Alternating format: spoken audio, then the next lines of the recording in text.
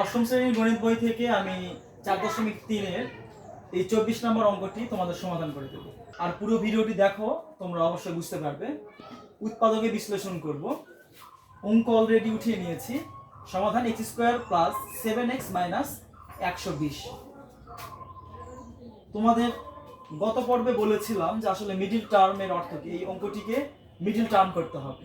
আবারও বলছি, আর তোমরা যারা গত ভিডিওটি দেখোনি সেই ভিডিওটি দেখে এসে কন্টিনিউ করো এটি।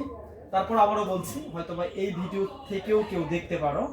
আর আমি ভিডিওগুলো এমনভাবে তৈরি করি যেন ভিডিও লেভেল থেকে শুরু করে সব ধরনের স্টুডেন্ট এই অঙ্কগুলো বা যেগুলো করে দেই, যে সাবজেক্ট সমাধান করে দেই, এগুলো যেন অবশ্যই বুঝতে পারে। এখানে মিডল টার্ম করতে হবে। x² লিখলাম প্লাস মিডল টার্মের অর্থ হলো মাঝের যে পদটি থাকবে সেই পদটিকে এমন দুটি পদে বিভক্ত করতে হবে যাতে প্লাস অথবা মাইনাস করে যেন মাঝের পদ মিলে এবং দুইটা গুণ করলে প্রথম পদ এবং শেষ পদের গুণফলের সমান হয়। তবে এখানে একটা কথা, মাঝের পদ মিলাতে গিয়ে মাঝের পদের যে বাম দিকের চিহ্ন আছে সেই চিহ্ন সহকারে মিলতে হবে।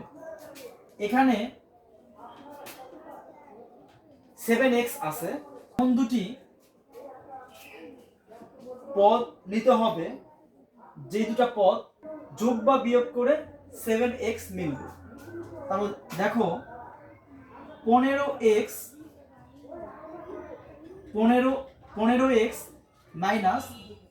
8x - 120। দেখো 15 থেকে 8 বাদ দিলে হয় 7। 7x এর চিহ্ন ছিল প্লাস চিহ্ন, এখানে মাইনাস নিয়েছে কিন্তু মাইনাস চিহ্ন হবে না, কারণ দেখো বড় সংখ্যার আগে যে চিহ্ন সেই চিহ্নই হয়। প্লাসে মাইনাসে মাইনাস, কিন্তু বড় সংখ্যার আগে চিহ্ন আছে প্লাস, সেজন্য প্লাস চিহ্নটাই মিলবে। তাহলে 15 থেকে 8 বাদ দিলে 7 হয়। আর এখন দেখো এই দুইটা গুণ করে যেন প্রথম পদ এবং শেষ পদের গুণফলের সমান হয়। 120 দিয়ে x² কে গুণ করলে হয় 120x²। 15x কে 8x দ্বারা গুণ করলে হয় 120x²। এখন দেখো প্রথম অবস্থায় 3টা পদ ছিল, তারপরে 4টা পদ হয়ে গেল। এখন এই দুইটা পদের মধ্যে কি কমন যায়? এখানেও x আছে, এখানেও x আছে, x কমন যায়। আর কমনের অপর নাম ভাগ করা। দুইটা x এর মধ্যে একটা x চলে গেলে থাকে একটা x প্লাস একটা x অলরেডি চলে গেছে, তাহলে এখানে হবে 15। দুইটা পদের মধ্যে কমন যায় 8 অলরেডি চলে গেছে, তাহলে থাকে এখানে x।